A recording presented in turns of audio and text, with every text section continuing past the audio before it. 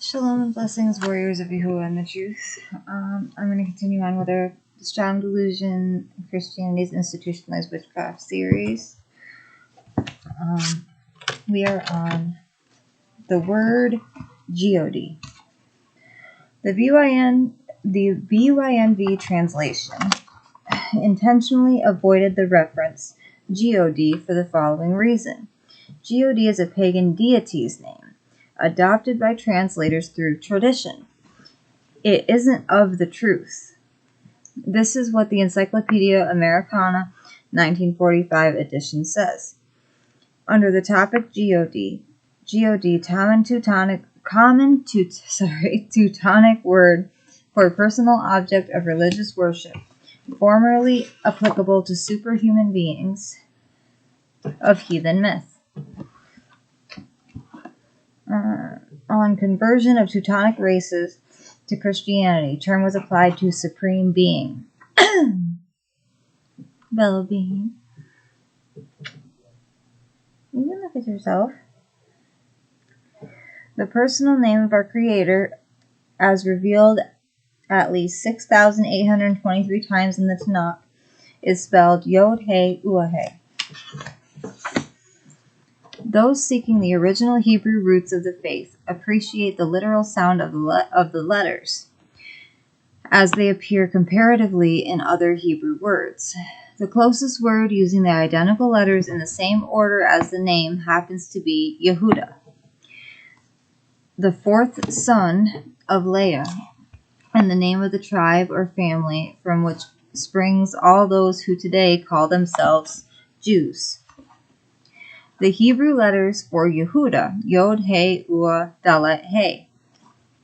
Notice the individual letters and imagine the sound of this word without using the D. Yod, He, Uah, Dalet, He. Clement of Alexandria translettered the name from Hebrew into Greek using the following IAOUE. Oh, so if you took the Dalet out, it would be the same spelling for Yahuwah. An altar is his indoor grave. I showed you guys this picture yesterday. Catholic priests conduct masses with a corpse inside the altar. The Catholic Cardinal John Newman is dressed for his feast. This saint with a mask departed in 1860, dead for over 150 years. Is this witchcraft? We might not want to make the connection to our own pattern of behavior, but this is the mother that spawned all the other denominations of Christianity. The papacy is working diligently to restore her daughters to the fold. If you study the 10 Commandments and live them out, you will be persecuted by relatives, friends, employers, and everyone you know. Be kind and gentle in response to them, not arrogant. Hebrew idioms.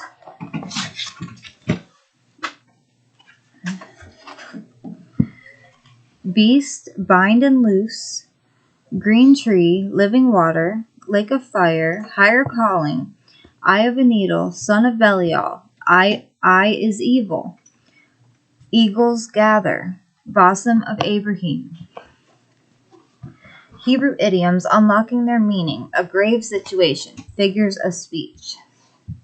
Languages have from dozens to hundreds of idioms. A widely known Hebrew idiom, Bosom of Abraham, is one of them that is commonly missed and taken literally. Is it a real place or an idiom for the grave? What is an idiom? An idiom is an expression of a concept, feeling, idea, thing, or circumstance used in a figurative sense. An idiomatic expression should never be interpreted literally. It is very closely related to a maxim and a parable. What is a maxim? A maxim is a brief expression of a general truth or rule of conduct. An example of a maxim is, the pen is mightier than the sword. Idioms, maxims, and parables have been very useful teaching tools, especially in mainly oral cultures. What is a parable? A parable is a short allegorical story intended to illustrate some truth, religious principle, or moral lesson. At Luke 16, he used the Hebrew idiom, bosom of Abraham. This was a figure of speech they readily understood, and Yahusha used it to make his point about a very rich man and a desperately poor man. His point was that riches, pleasure, and possessions and position can be a stumbling block to us. He wanted to convey how important it is that we elevate our behavior and how it will factor into our final destination. Our hearts are corrupt and lack compassion for our fellow human beings. The rich man lacked compassion and was extremely selfish. He had the evil eye, an idiom meaning he was stingy, miserly, and self-centered. Yahusha was not teaching us about the literal details of the hereafter, but rather figuratively used the idiom bosom of Abraham to teach the principle of generosity, hospitality, and kindness. He was also giving us a glimpse of how he sees our treatment of one another. Yahusha used many idioms. His Nazarene followers knew he used them, and in one place they pointed this out. His taught ones said to him, "See now, you are speaking plainly and not using figure of speech." Yehukanan 16:29. These figures of speech refer to the use of idioms. Cultural idioms can easily be misunderstood when translated literally. They vary in transparency. Some familiar to us are bat out of hell or hell out of Dodge, leave with extreme haste, feeling under the weather, an illness, in the same boat, in the same situation together, woke up. What else was calling me? It's okay. Let's say the wheelbarrow thing. What is it? Jump on the wheelbarrow? The bandwagon. Bandwagon. Yeah. There we go. That would be one. Sorry. It's okay. Just trying to Yeah. We're at the same time. Woke up on the wrong side of the bed, cranky. Bats in the belfry, meaning mentally disturbed. Graveyard shift means working the late shift or past midnight. Oh, Bella. Silver lining, unforeseen good aspect of a bad situation. If we play our cards right, means be careful. Raining cats and dogs, a torrential downpour. Red herring, distracting or misleading clue. Red hot means exciting. Red-handed, in the act of doing something wrong. Have a bone to pick, dispute between people. Heaping coals of fire on his head means shaming them. Raking over the coals, openly shaming someone. Yeah. Thrown under the bus, exploiting a situation, causing blame to fall on an innocent person. Well, it's not their fault. Yeah. Kick the bucket. Yeah. Croak, bite the dust, bought the farm, means die, and so on. If we don't understand how to apply idioms, we can easily get egg on our face. This idiom means made to look foolish. We can easily fly off the handle and invent misinterpretations and fantasies, unreal places we think may really exist. The idea of purgatory, a fantasy realm, is a syncretism borrowed from Buddhism.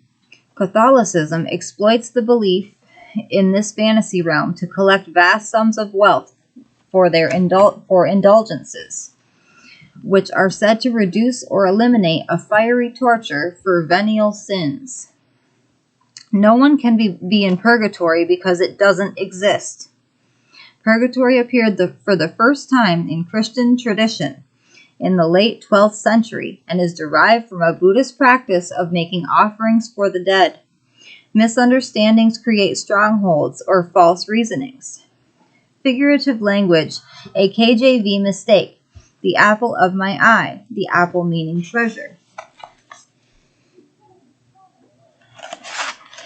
Hebrew idioms. The KJV uses the word apple, where the Hebrew text employs an idiom for an object of incomparable desire.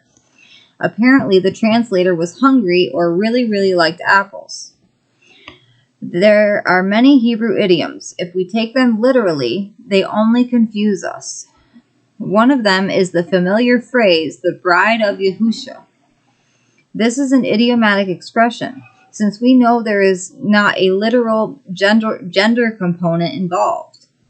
It's like a marriage, a covenant relationship of selfless love and total commitment. Another idiom is the idea of first fruits, meaning firstborn.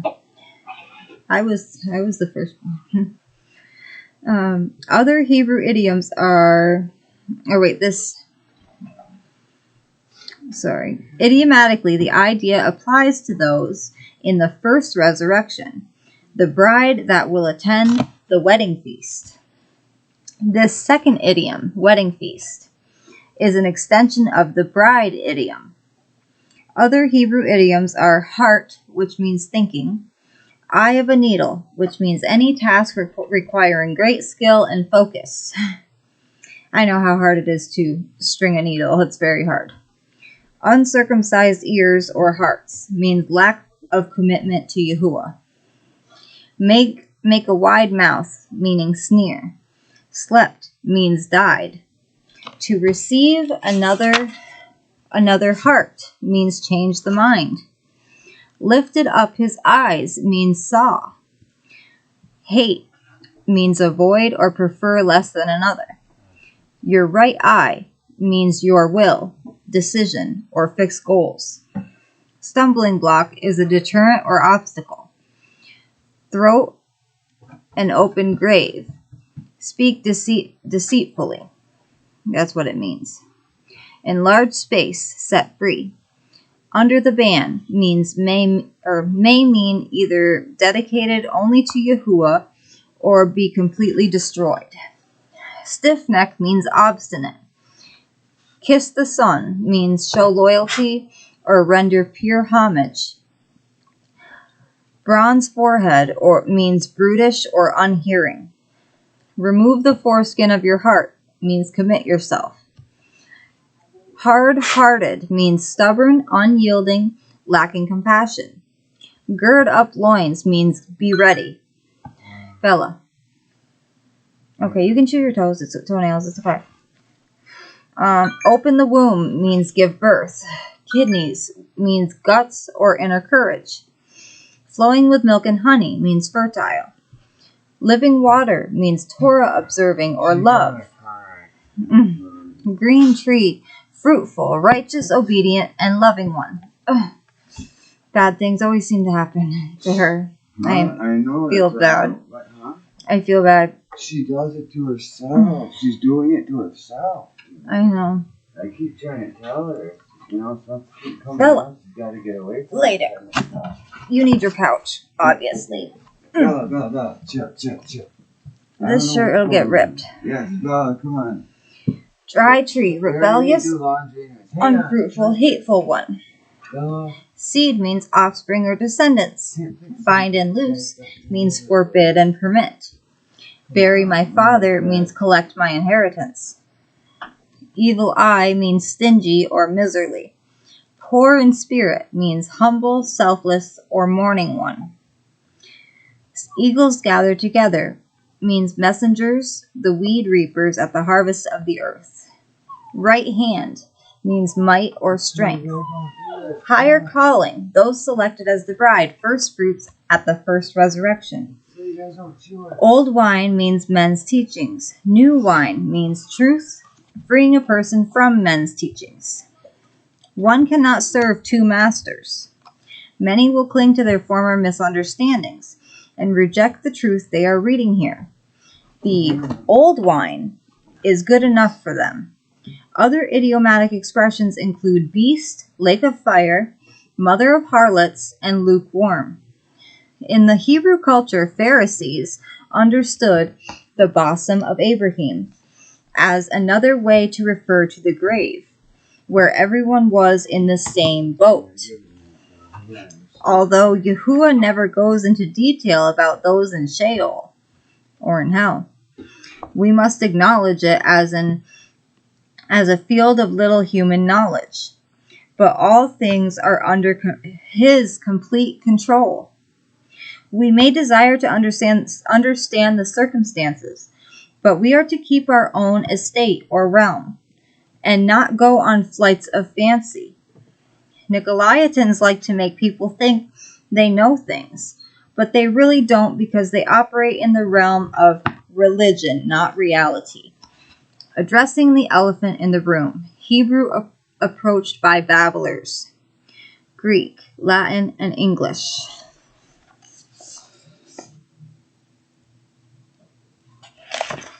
Where are the dead? The dead are in a state that is removed from our realm entirely, but remain in the mind of Yahusha. They are outside of our physical realm of space-time, so time is not passing for them. In this state of being, they are awaiting their resurrection from the dead. Such heavenly matters are very misunderstood by the vast majority, and this is quite understandable. The prophet Daniel is waiting in a state idiomatically called the bosom of Abraham. But you go your way till the end, bosom of Abraham right now, resting until he is raised at Yahushua's coming. Shush! But you go your way till the end, and arise to your lot at the end of days. Okay, so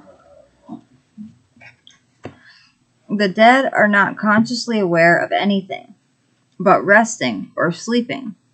The dead know nothing, being unconscious. Their next conscious thought will be when they are in the presence of Yahusha. We are of good courage and are well pleased rather to be absent from the body and to be present with the Master. 2 Corinthians 5:8. That sounds as if it will be immediate as we reckon time. But we have to consider that how we perceive reality here in the physical realm needs to be adjusted for the heavenly matters, over which Yahusha alone is sovereign. The dead will be in the presence of the Master in one of two events called the first and second resurrections. Although their flesh has ceased to live, Yahusha stated that all are alive to him. This is explained at Matthew 22:32. Daniel and Dawid are not yet in the presence of Yahusha. Note Yehukanan 3:13. And no one has gone up into the heaven except he who came down from the heaven, the son of Adam. Also Acts 2:34. No one is in heaven yet, nor has anyone entered the lake of fire. You'll see this in a few minutes. 2 resurrections of the dead are ahead of us. Yahusha will determine if they will be clothed with immortality or face annihilation in the second death, the lake of fire. Both the righteous and unrighteous who have died are in a place called the grave, Hebrew Sheol. They will be called forth to one of 2 resurrections from the dead. The first resurrection will occur at Yahusha's return to reign, and the second will occur at the end of the millennium, 1,000 years. I'm going to try to shorten these lessons a bit so that hopefully I can put up my Yahuwah flag for you guys somehow behind me. We're trying to find something to put it on, huh? Well, I wanted to hang it from up there, but because we have 2 places and we're planning on moving on to this one, we're trying to wait so that we can put it up at the new place. Already was stuck, we gotta try to get up. Yeah. So I'm just going to finish the part about the that's still going a little too far. Okay, so the next video I will explain. Okay, hold on. They will be called forth to one of two resurrections from the dead. The first resurrection will occur at Yahushua's return to reign, and the second will occur at the end of a millennium, 1,000 years. Next lesson, I will be reading The Linchpin of All History, Yahushua's Return to Earth. The first resurrection, who or what is the beast? Hold on. The second resurrection, Lake of Fire, Bella. Understanding the scriptures. The commandments teach us how to love. Come out of her, Babel, the harlot witch. And then I think I'll leave off there on my next lesson. I hope you guys enjoyed that lesson, and yes. Well, I don't want to keep going. I want to put up that flag before I get too far along with my lessons. And later on today, I will do some more of Psalms.